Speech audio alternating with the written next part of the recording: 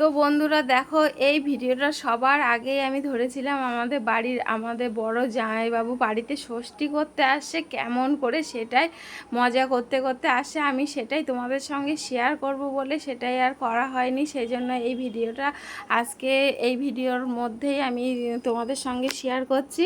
তো কিভাবে মিষ্টির প্যাকেট নিয়ে আনন্দ করতে করতে আসছে, আর ষষ্ঠীর দুটো দিন কেমনভাবে আনন্দ করতে করতে কেটে গেল সেটাই বোঝাই গেল না। তো জামাইবাবু মানে দুটো নন্দাই আমার এসছে, আর ননদেরা ভাগ্নিরা সবাই এসছে, আর সন্ধেবেলা টিফিন হবে না সেটাই একটা কথা। তো বাড়িতে আমি ভেটকি মাছ পাতলা করে কেটে নিয়েছিলাম, ভালো করে ধুয়ে পরিষ্কার করে, তার মধ্যে একটু লবণ লেবু মাখিয়ে তার মধ্যে আমি আদা রসুন লঙ্কা একটু পেঁয়াজ দিয়ে তার মধ্যে গোলমরিচ গুঁড়ো আর লঙ্কার গুঁড়ো দিয়ে আমি ভালো করে ম্যারিনেট করে বেশ অনেকটা টাইম আমি ফ্রিজে রেখে দিয়েছিলাম। তারপরে সন্ধেবেলা সেটাকে তেলে ছেঁকবো বলে তার আগে আমার ভাগ্নিও হাত দিয়েছিল। আসলে অনেকটাই মানুষ যেহেতু একা পারবো না, সবাই মিলে হাত দিচ্ছে, আর ভাগ্নি ভালো করে এটাকে সেভ করছে।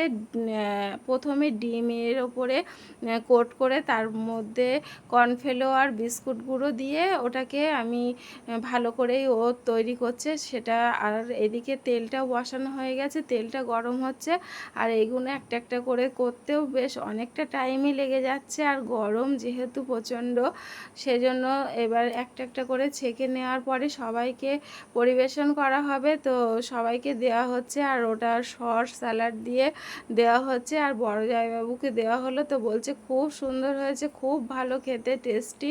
তো কোথা থেকে শিখলে? তো এটাই ওদের খুব ভালো লেগেছিল ভেটকি মাছের কাটলেটটা। তা জামাইবাবু আবার আমার সঙ্গে বেশি একটু মজা করে। তো জামাইবাবু আবার আমাকে বলছে তুমি একটু খেয়ে দেখো। তো আমি বলছি আমি খেয়েছিলাম, আপনি খান। তো এই বড় জামাইবাবু আমাকে খাইয়ে দিচ্ছে, আর এটা আমার ছোট জামাইবাবু, তো উনিও খাচ্ছে আর বাড়ির সবাই খাচ্ছে, খেয়ে বলছে খুব সুন্দর হয়েছিল।